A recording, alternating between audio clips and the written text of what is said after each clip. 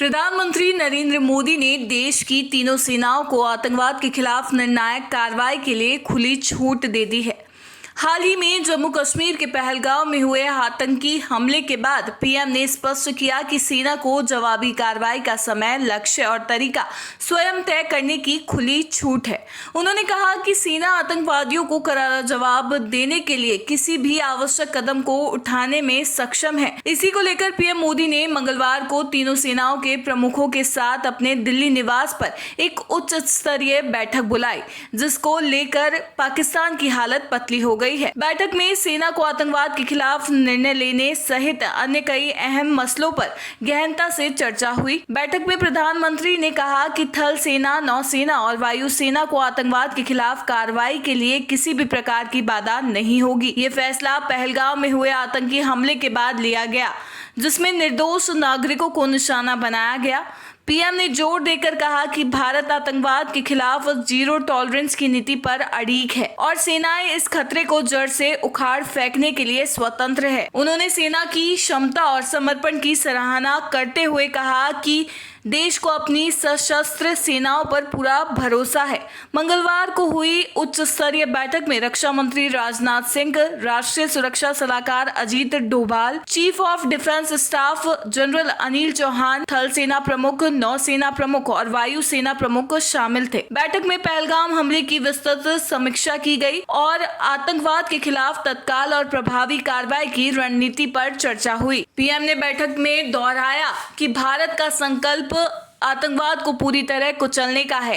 PM ने देश की सेनाओं की क्षमता और ताकत पर पूरा भरोसा जताया। इस मीटिंग के बाद प्रधानमंत्री नरेंद्र मोदी की अलग से मीटिंग गृह मंत्री अमित शाह के साथ भी हुई। सूत्रों के अनुसार इस मीटिंग में पहलगाम आतंकी हमले के बाद उपजी सुरक्षा व्यवस्था पर चर्चा हुई।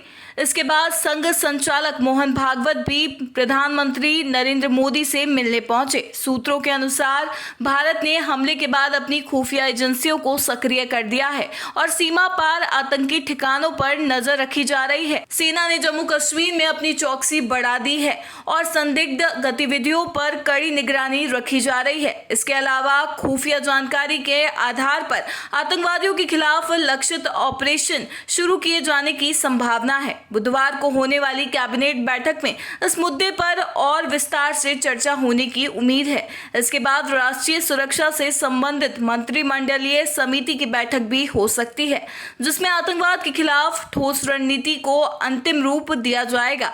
सीसीएस की बैठक में सेना के ऑपरेशनल प्लान और खुफिया एजेंसियों की रिपोर्ट्स की समीक्षा की जाएगी। सूत्रों का कहना है कि भारत इस हमले का जवाब न केवल त्वरित बल्कि इतना प्रभावी देगा कि आतंकवादी संगठनों को स्पष्ट संदेश मिले। ऐसे में इस बैठक के बाद पाकिस्तान भी भयंकर रूप से घबराया हुआ है। उसकी रातों की नींदें उड़ी हुई है। इसी को लेकर पाकिस्तान के सूचना मंत्री अताउल्लाह तरार ने रात 2 बजे प्रेस कॉन्फ्रेंस बुलाई। पाकिस्तान के सूचना मंत्री अताउल्लाह तरार ने बुधवार को दावा किया कि पाकिस्तान के पास पुख्ता खुफिया जानकारी है कि भारत अगले 24 से 36 घंटों के भीतर सैन्य कार्रवाई कर सकता है। मंत्री तरार ने कहा कि भारत इस कार्रवाई के लिए पहलगाम घटना को झूठा बहाना बना सकता है। उन्होंने सोशल मीडिया प्लेटफॉर्म एक्स पर पोस्ट करते हुए कहा कि पाकिस्तान के पास ऐसी पुख्ता इंटेलिजेंस है कि भारत 24 से 36 घंटे के अंदर एक फौजी हमला करने की नीयत रखता है और इसके लिए पहलगाम वाकया को बहाना बनाया जा रहा है। ऐसे में अब भारतीय सेना को आतंकवाद के खिलाफ एक्शन लेने की खुली छूट मिल चुकी है। अब लगता है कि कहीं ना कहीं घाटी से आतंकवाद का सफाया हो पाएगा।